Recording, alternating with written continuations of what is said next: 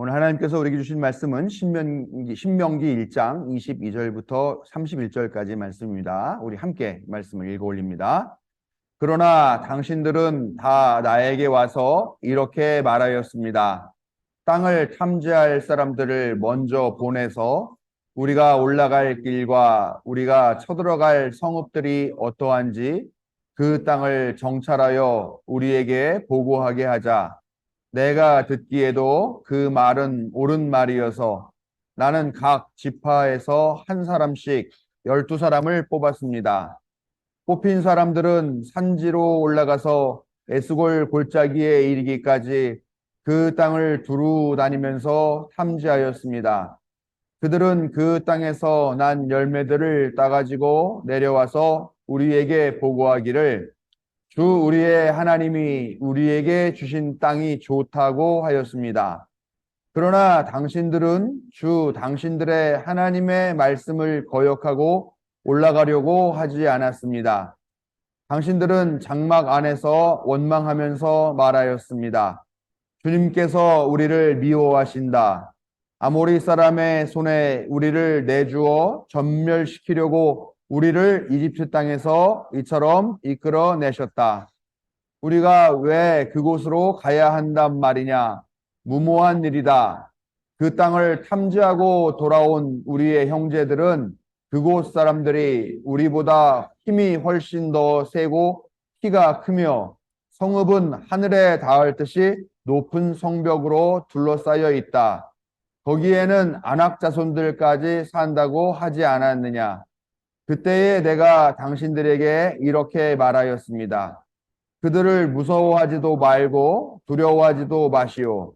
당신들 앞에서 당신들을 인도하여 주시는 주 당신들의 하나님은 이집트에서 당신들이 보는 앞에서 당신들을 대신하여 모든 일을 하신 것과 같이 이제도 당신들을 대신하여 싸우실 것이요. 또한 당신들은 주 당신들의 하나님이 마치 아버지가 아들을 돌보는 것과 같이 당신들이 이곳에 이를 때까지 걸어온 그 모든 길에서 줄곧 당신들을 돌보아 주시는 것을 광야에서 직접 보았소. 아멘. 하나님의 아들 예수 그리스도께서 우리를 구원하시기 위한 길을 열어주시고자 이 땅에 오셔서 온갖 고난과 핍박, 죽음을 당하시고 다시 부활하신 것을 기념하고 또 오늘의 부활을 준비하며 기다리는 사순절기를 지내고 있습니다.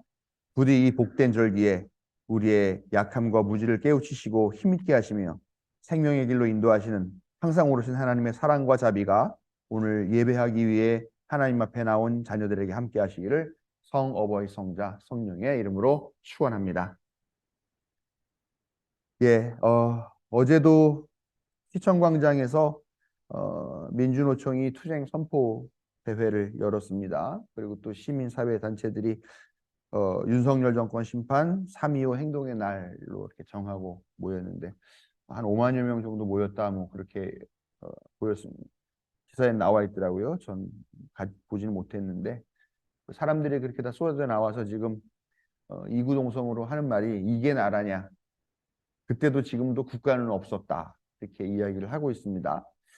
그런데요, 이게 나라냐라고 하는 구호가 문제가 되고 있어요. 지금 뭐냐면 최근 간첩 사건, 뭐 공정하게 말하자면 간첩 조작 사건이죠. 이 조작 사건들이 지금 계속 언론에 나오고 있어요. 조선일보가 앞장서서 기사를 생산해내고 있고 다른 언론 보수 언론들이 그 뒤에 이어서 그거를 또 같이 보도하고 있는 그런 상황입니다. 이게 지금 많이 알려지지는 않았어요. 그렇지만 이게 계속해서 조선일보를 중심으로 해서 계속 이 이야기 나오고 있고 실제로 지금 6명인가 구속이 됐고 또 6명 정도가 더 구속이 될 예정이라고 그런 얘기가 있습니다. 그런데 이 조선일보에서 뭐라고 보도를 했냐 그러면요. 이게 나라냐라고 하는 구호가 북한 공산당에서 북한에서 민주노총에게 너희가 이 구호를 사용해라라고 하면서 내려준 그런 구호라고 그렇게 기사를 지금 써내고 있습니다. 그러니까 노동자들과 또 정권 비판하는 국민들을 간첩으로 다 싸잡아 몰아가고 있는 이 짓을 정권과 뭐 국정원과 또 보수 언론들이 지금 하고 있는 거죠. 참 기가 막힌 일인데요. 근데 여러분 이게 나라냐라고 하는 구호가 어, 지금 윤석열 정권에 나온 그 말이 아니잖아요. 그죠? 그래서 이미 예전부터 나왔는데 근데 문재인 정부 때 문재인 대통령이 국회 시정연설을 하러 나왔을 때 그때 국민의힘 의원들이 다 피켓을 들고 서 있었었는데 그 피켓에 써 있었던 말이 이게 나라냐라는 구호였다라는 겁니다. 그러면 도대체 국민의힘도 그러면은 북한의 지령을 받고서 이 구호를 쓰고 있느냐라는 생각을 묻지 않을 수가 없잖아요. 참 기가 막힌 일입니다. 이런 말도 안 되는 일들이 지금 2023년 대명천지에 이 선진국 반열에 들었다고 하는 한국 사회에서 버젓이 그, 그 정부의 이름으로 국가의 이름으로 행해지고 있다는 게 너무나 기가 막힙니다. 국민이 깨어있지 않고 기억하지 않으면 이런 선동과 궤변이 판치면서 민주주의가 허물어질 수밖에 없다는 것입니다. 하나님을 믿는 신자들은 하나님 나라를 기다리죠. 또 하나님 나라를 가고 싶어 합니다. 그러나 하나님 나라라는 것이 죽은 다음에 가게 되는 어떤 곳만이 아니라 지금 여기도 해당이 돼요. 예수님께서 하신 말씀들을 다 보면요. 한결같이 예수님이 말씀하신 하나님 나라는 지금 여기라고 하는 그런 전제를 가지고 있다는 것을 알 수가 있습니다. 시대의 정신에 역행해서 역사를 통해 말씀하시는 하나님의 그 음성을 듣지 못하고 뜻을 깨닫지 못해서 분열과 증오의 정치를 지지하고 거기에 선동당하는 그런 어리석음이 우리 하나님의 자녀들에게는 없기를 간절히 당부하고 또 기도해 주시기를 부탁드립니다. 지난주에 크고 무서운 광야를 지났다. 이제 그 지지난주군요. 크고 무서운 광야를 지났다라고 하는 제목으로 말씀을 전해드렸고 이제 가데스 바네아라고 하는 그런 지역까지 왔습니다.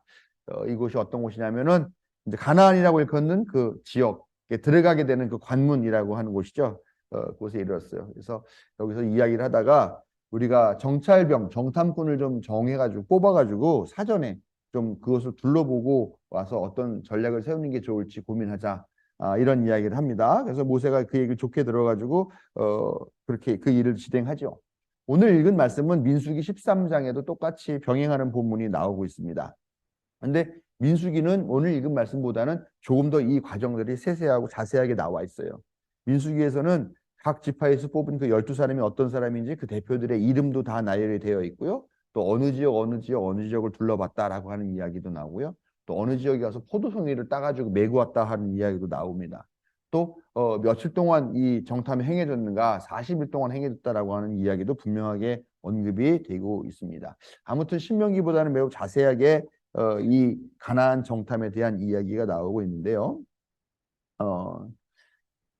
네. 그리고 네, 특히 정찰병 12명 중에 갈렙 또 거기에 추가돼서 그 직접적인 요 본문에 나오지 않지만 갈렙은 긍정적인 의견을 내면서 하나님 우리와 함께 계시니까 올라가도 된다라고 이야기를 했습니다만 이제 나중에 여호수아도 같이 한 걸로 나오죠. 근데 오늘 읽은 말씀에는 뭐 여호수아나 갈렙이 그런 뭐 이야기를 했다라고 하는 언급 자체가 나오지 않고 있습니다. 오히려 나쁜 소문을 내서 백성들을 이렇게 원망하게 했다라고 하는 그런 이야기가 나오고 있죠. 뭐 이런 자세한 이야기 아마 우리가 교회 학교 다닐 때부터 아마 수도 없이 들었던 그런 이야기. 그래서 그림도 많이 보셨을 거예요. 이만한 포도송이 하나가 막 이렇게 주먹만한 걸 달려 있는 거를 이렇게 둘이서 어깨에 메고 오는 그런 그림들 보신 기억도 나실 텐데요. 그래서 자세한 내용을 생략하도록 하겠습니다. 단지 오늘 읽은 말씀 이 뒤에는 어떤 이야기가 나오느냐? 이 사람들이 하나님이 올라가라고 그러고 하나님 주신 땅이다라고 말을 했음에도 불구하고 그 말을 믿지 못해서 올라가지 않아요. 전쟁에 나서려고 하질 않습니다. 그래서 하나님이 화가 나셔서 이 이스라엘 백성이 심판을 내리시는데 그 심판이 뭐냐? 너희 세대 중에는 아무도 가나안 땅에 들어가지 못하게 될 것이다. 여호수아만 빼고 뭐 이렇게 이야기를 하죠. 이 말을 들으니까 사람들이 막 뒤늦게 나서야 우리가 잘못했습니다 그러면서 무기를 들고 막 가나안 땅으로 쳐들어가죠. 그랬다가 아주 대패를 하고 쫓겨나오게 됩니다. 그리고 나서 꽤 오랜 시간 동안 가데스 바네아에 머무르게 되었다. 그 민수기에서는 40년 동안 머물게 되었다라고 이야기를 하게 되는데 아무튼 그런 아픈 결과의 이야기가 그 이후에 나오게 됩니다. 오늘 읽은 신명기 말씀에 따르면 정찰을 마치고 온 사람들이 모세에게 와서 보고하는 걸 보면요. 뭐라고 얘기를 하냐면 주 우리 하나님이 우리에게 주신 땅이 좋다. 이렇게 이야기를 합니다. 그런데 문제는 모세 앞에서 말은 그렇게 했는데 나와가지고 다른 사람들에게는 또 전혀 다른 이야기를 한다는 겁니다. 우리가 갔던 그 가나안에 사는 사람들이 우리보다 힘이 훨씬 더 세고 키가 크고 성읍은 하늘에 닿을 듯이 높이 성벽으로 둘러싸여 있다. 그리고 거기에 안악 자손들까지 살고 있다라고 이렇게 이야기를 한다는 겁니다. 안악 자손은 누구냐? 당시 키가 거의 한 3m에 가까울 정도로 그렇게 큰 족속이 있었다고 합니다. 뭐 네피림이라고 하는 그런 신과 인간 사이에 낳은 자녀들, 뭐 영호골이라고 하는 그런 존재들과 거의 비슷한 의미로 쓰이고 있는 그런 키가 큰 거인 종족이 실제로 있었다는 거 그러는 것 같아요. 아무튼 그런 사람들이 거기에 산다고 하니까 사람들이 얼마나 많이 무섭고 쫄았겠습니까? 그러니까 모세를 막 비판하죠. 왜 이 정찰을 하고 온 사람들은 모세 앞에서 했던 말과 사람들 앞에서 서로 다른 말을 했을까 하는 그런 생각을 해보게 됩니다.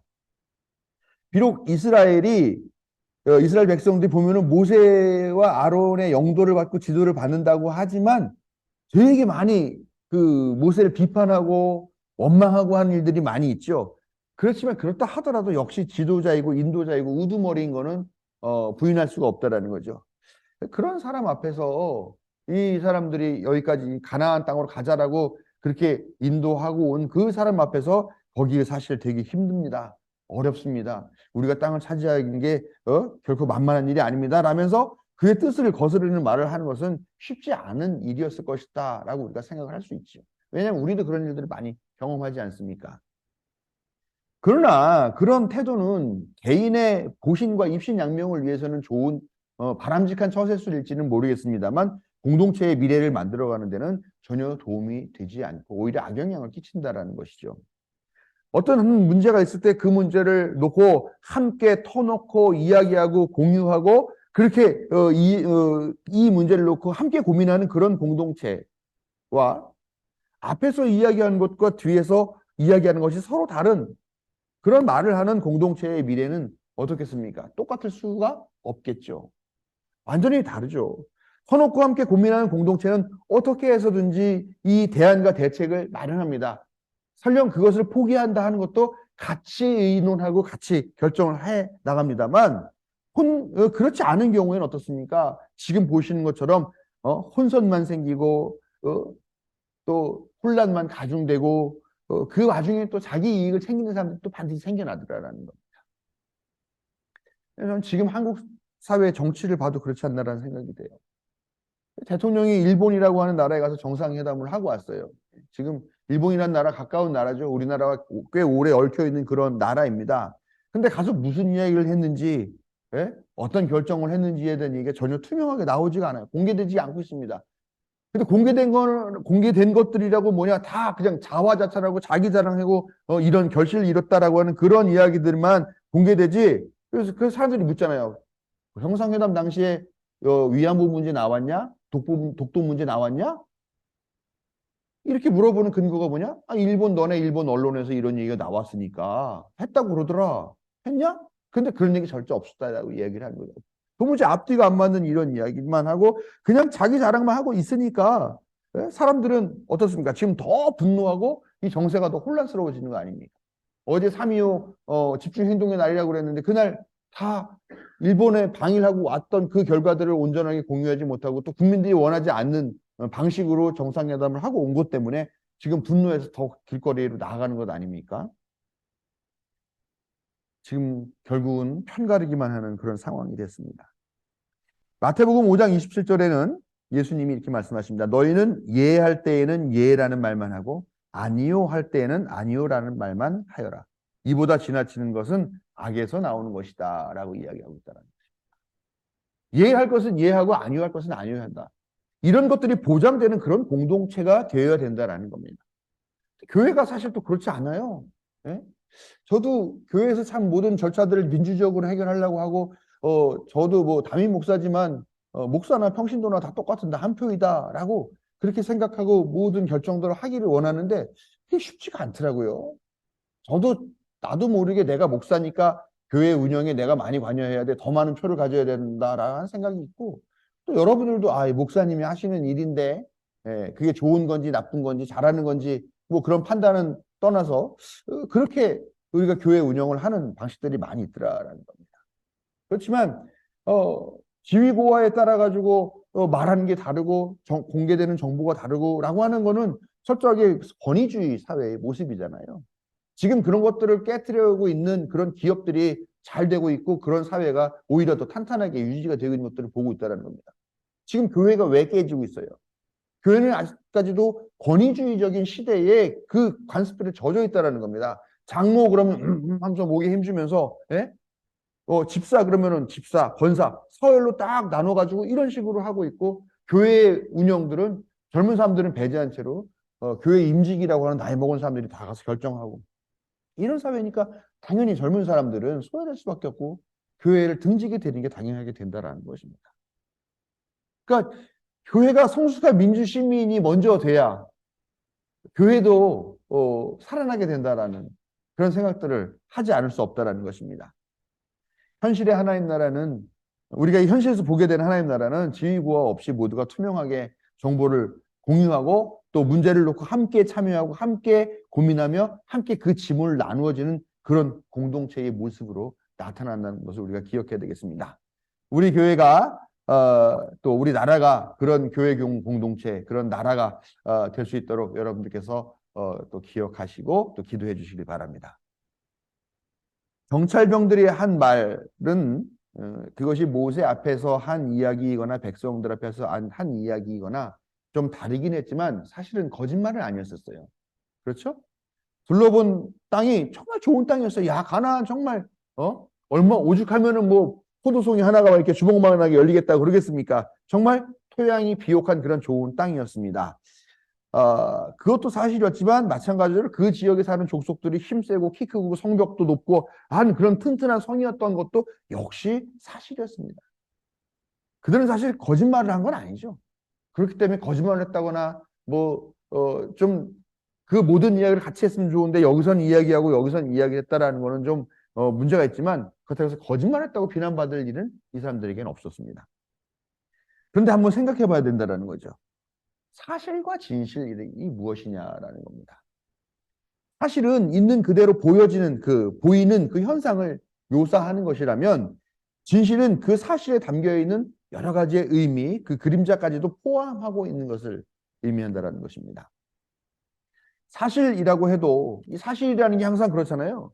동전의 양면이 있는 거죠. 동전도 양면이 있는 것이고 빛이 있으면 그림자가 있는 것이고 긍정적인 측면이 있으면 또 부정적인 측면이 있는 것. 이게 모든 세상 이치잖아요. 사실이라는 것도 그래요.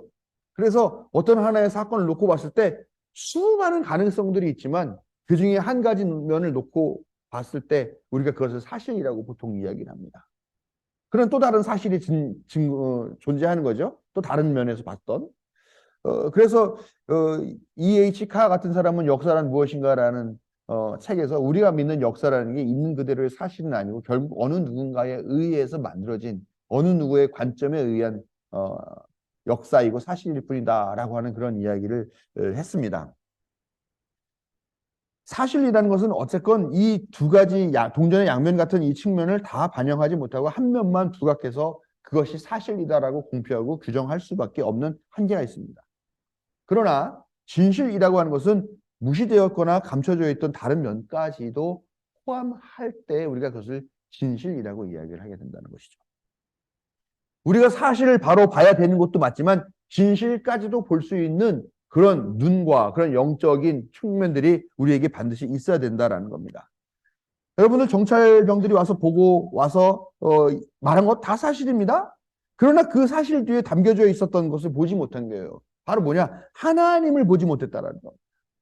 즉 갔더니 포도송이가 이만해, 땅이 비옥해, 성읍이 크고 그 동네 사람들이 아주 기골이 장대해라고 하는 그것만 그 사실만 봤지 그럼에도 불구하고 하나님이 우리 뒤에 계셔라고 하는 그 진실은 보지 못했다라는 것. 이 사람들이 와서 모세에게 와서 뭐라고 얘기합니까? 주 우리 하나님이 우리에게 주신 땅이 좋다라고 이야기를 합니다. 여러분, 이 말에는 땅이 좋다라는 현상적 사실이 있어요. 그러나 그 땅이 좋다라는 사실 이면에는 무슨 얘기가 표현되어 있냐? 하나님이 주셨다라고 하는 그 또 다른 숨겨진 사실까지 포함이 되어 있다. 그렇기 때문에 이 사람들은 진실을 말한 거예요. 좋은 땅 하나님이 우리에게 주셨다. 그런데 말은 그렇게 했지만 어떻습니까? 나중에 사람들 앞에서 한 말은 진실이 없는, 그냥 단지 사실 묘사에 지나지 않는 그런 말만 해버린 꼴이 돼버렸다라는 겁니다. 매일같이 수없이 많은 뉴스들이 쏟아져 나와요. 그 뉴스들은 좋은 소식이기도 하고 나쁜 소식이기도 합니다. 그런데 우리는 단편적인 몇 줄의 기사나 몇 컷의 영상만으로 그 진실을 다 알 수는 없습니다.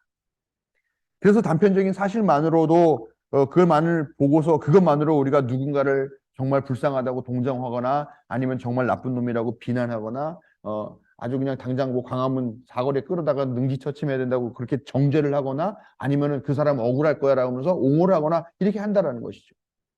근데 이렇게 단편적인 면만을 우리에게 보여주면서 정치와 언론이 그렇게 우리를 선동하더라라는. 그러나 숨겨진 부분까지 보았을 때 우리는 판단이 잘못된 것임을 깨닫게 되는 거죠. 공정하였는데 알고 보니까 되게 추악한 사람. 그런 사건들이 있죠. 뭐 자식들 팔아가지고 뭐 어금니 아빠라고 그랬나요? 그런 사람들 해서 엄청나게 돈 또 모금했는데 결국 뭐 자기 외제차 타고 다니고 오히려 아이는 막 또 학대하고 뭐 또 아이 친구까지 데려다가 성폭행하고 이런 일들도 있다라는 것이죠. 또 우리가 막 너무 혐오하고 막 부정하고 안 좋게 보고 하고 이야기를 했었던데 나중에 진실까지 조명이 되다 보니까 그 비난이 잘못된 거다. 부당했다라고 하는 그런 일도 얼마나 우리 주위에 많이 있습니까? 예레미야 5장 20절은 이렇게 말합니다. 이 어리석고 깨달을 줄 모르는 백성아, 눈이 있어도 볼 수가 없고 귀가 있어도 들을 수가 없는 백성아, 너희는 이제 내가 하는 말을 잘 들어라 라고 경고하고 있습니다. 우리 하나님의 말씀을 통해서 하나님이 우리에게 주신 눈과 귀를 통해서 진실을 보고 진실을 들을 줄 아는 그런 성도가 되게 해달라고 기도하시는 우리 좋은 만남 교회 여러분 되시길 바랍니다. 저는 지금까지 살아온 세월이 55년입니다. 분명히 말씀드리면 저는 55년을 살았습니다. 54년을 살지 않았습니다. 저는 누가 제정한 나이를 쓰지 않겠습니다. 네. 그러면서 제 55년의 인생 동안에 사실 큰 어려움은 없었다 하는 생각을 해요. 그럼 어려웠던 기억 그런 거 뭐 남들을 보면은 정말 찢어지게 가난하다거나 아니면 몸이 아프다거나 해서 어려웠던 시절을 보냈던 그런 기억이 있는데 저는 뭐 그런 기억이 별로 없는 것 같아요. 단지 10대에 물에 빠져서 한번 죽을 뻔 거의 청국문 앞까지 갔다 온 뭐 그런 기억. 그다음에 20대 고속도로에서 차가 뒤집히는 대형 사고를 겪었지만 내 다리를 걸어서 내렸던 뭐 그런 사고. 또 그 사고로 가정 그때 당시에 우리가 네 식구가 되고 네 식구인데 그때 당시에는 제가 군대가 있었으니까 세 식구가 단칸방에서 살던 그런 시절이었었는데 그때 이 사고 때문에 부모님 700만 원이라고 하는 큰 비용을 치러야 했던 그런 적도 있었습니다. 그렇지만 부자는 아니었지만 만족하면서 살았고 또 힘들었지만 성실하게 살아가는 습관을 제가 들였다. 그래서 나는 그래도 어려움 없이 살아왔다라고 생각을 합니다. 어느 누군가가 보면은 제 삶에 뭐 그렇게 큰 성공도 없고 또 뭐 그저 뭐 이렇게 뭐랄까요, 뭐 랜드마크로 찍을 만한 뭐 그런 성과들이 없으니까 뭐 그냥 그저 그런 삶이 아니냐라고 할지 모르겠습니다만 저는 고백합니다. 예. 여러분 또 지난주에도 말씀드린 것 같은데 오늘 또 말씀드리고 귀에 못이 박혔을 것 같아요. 돌아보면 발걸음마다 은총이었다. 저는 그 고백을 할 수 있습니다. 뭐 남들이 보면은 특별하게 복 받은 것 같지도 않고 특별하게 어려움이 없어도 할지라도 특별하게 대성한 성공도 아닌데 뭘 은총이냐라고 그렇게 생각할 수 있겠습니다. 너무 과하게 긍정적인 거 아니냐라고. 그러나 여러분도 아시다시피 제가 얼마나 부정적인 사람입니까? 네? 긍정적인 이 얘기를 하는데도 제가 그거 안 될 것 같아요. 그거 하기 싫어요. 어려워요. 사실 제가 이런 사람입니다. 그럼에도 불구하고 저의 인생을 전반적으로 평가할 때 긍정적으로 평가할 수 있는 근거는 뭐냐? 하나님이잖아요. 하나님. 오늘 말씀에서도 이스라엘 백성은 이미 정답을 알고 있어요. 아까 말씀드린 대로 주 우리 하나님께서 우리에게 주신 땅이 좋다. 그렇게 얘기를 했어요. 하나님이 주신 땅. 하나님이 주실 거예요. 하나님이 주실 줄 믿습니다. 하나님이 이 땅 우리에게 주셨으면 좋겠습니다가 아니라 하나님께서 이미 우리에게 주신 땅이 좋다라고 그래요. 주신 땅이 좋다고. 이미 하나님이 우리에게 주셨다는 걸 알고 있습니다만 그럼에도 불구하고 정찰병들의 이야기를 들은 백성들이 동요해요. 그러면서 뭐라 그래요? 하나님이 우리를 미워하신다. 아모리 사람의 손에 전멸시키려고 이집트에서 이끌어내셨다. 무모하게 우리가 왜 그곳으로 가야 한단 말이냐? 라고 그렇게 불평불만을 하고 있다는 겁니다. 그런데 어떻습니까? 이 사람들이 지금 여기까지 와 있는 그 행로를 한번 보세요. 그들은 이미 이집트에 어떤 재앙이 내렸고 파라오가 그 재앙을 어떻게 겪으면서 고집을 꺾었는지, 어떻게 홍해 혹은 갈대바다라고 말하는 그 바다가 갈라지고 그 바닥이 말랐고 어떻게 그 기병들이 그 바닷물에 처박혀가지고 수장당했는지, 어떻게 써서 마시지 못할 물이 달게 변하였고 어떻게 바위에서 샘물이 솟아나와서 그 물로 목을 축였는지를 이미 다 보고 다 경험했다라는 거예요. 그리고 그것이 왜 그런 일들이 벌어졌느냐? 하나님께서 자신들과 함께 하셨기 때문이었다라는 것을 경험으로 이미 알고 있어요. 그 일을 매일같이 경험을 해요. 예? 만나가 내리고 메추라기가 떨어지고 때가 떨어지고 하는 걸 매일같이 경험해요. 지금까지 보호하시고 인도하시던 그 하나님이 앞으로도 자신들을 인도하실 것임이라는 사실은 너무나 자명하다라는 거죠. 하나님이 함께 동행하신 인생의 경험이 우리를 긍정적인 생각을 할 수 있게 하는 그 근거가 된다라는 것입니다. 모든 일은 다 잘 될 가능성이 있고 잘못될 가능성이 있어요. 항상 공존합니다. 이것도 역시 동전의 양면과 같아요. 그럼에도 불구하고 성도는 긍정적인 사고를 하고 희망을 포기하지 말아야 한다는 것이죠. 왜냐? 그 근거는 역시 하나님인 거예요. 하나님이 우리와 함께 계셔. 만물의 주인이신 하나님이 함께 계셔. 그리고 그 하나님이 지금까지 이 기나긴 시간 동안 우리와 함께 하셨고 나의 삶을 보살피셨어. 그러니 앞으로도 우리를 올바로 인도하실 거야. 그분이 우리의 아버지, 어머니야. 우리는 그의 자녀야. 여러분, 그렇게 인류 역사가 흘러왔어요. 그런 과정을 통해서 우리 인류는 성장하고 성숙했습니다. 왕, 족장, 영주, 독재자, 또 민족주의 이 시대에 와서 막 세계 대전이 일어나는 이런 시대 다 겪어가지고 지금 마련된 이 민주주의 시대, 물론 여러 가지 결함이 많지만 이 역사가 사실 하나님께서 우리와 함께 경험하시고 인도해 주면서 만들어진 그런 결과라는 거. 우리가 이런 부분도 분명히 생각해야 되겠다는 겁니다. 지금 우리가 또 힘겨운 시간을 보내고 있습니다. 개인적으로도 그럴 거죠. 야, 요즘은 물가가 너무 비싸가지고 밖에 나가서 밥 한 끼 먹는 것도 부담스러울 정도로 그런 상황이 됐습니다. 언제 호전될지도 모르겠습니다. 사회적으로는 정치적으로도 마찬가지죠. 그러나 이전에도 잘 견뎌내고 이겨냈고 승리하였고 또 그만큼 성장했습니다. 그것을 믿고 역사의 배후에 계신 하나님을 신뢰하시는 우리 모두가 되어야 하겠습니다. 우리 교회가 성숙하게 함께 문제를 풀어가는 공동체가 되기를 바랍니다. 진실을 볼 줄 아는 눈을 갖고 성숙한 시민이 되기를 바랍니다. 우리가 함께 하시는 하나님을 의지하고 긍정적으로 사고하는 우리가 되기를 바랍니다. 특히 오늘 권사와 집사로 세움받고 임명되시는 한효균 권사님 또 안주영 집사님에게 이런 은혜와 성찰이 함께 하셔서 하나님 나라와 이웃을 위한 건강한 일꾼이 되어주시기를 부탁드립니다. 하나님께서 늘 우리와 함께 하시기를 축원합니다.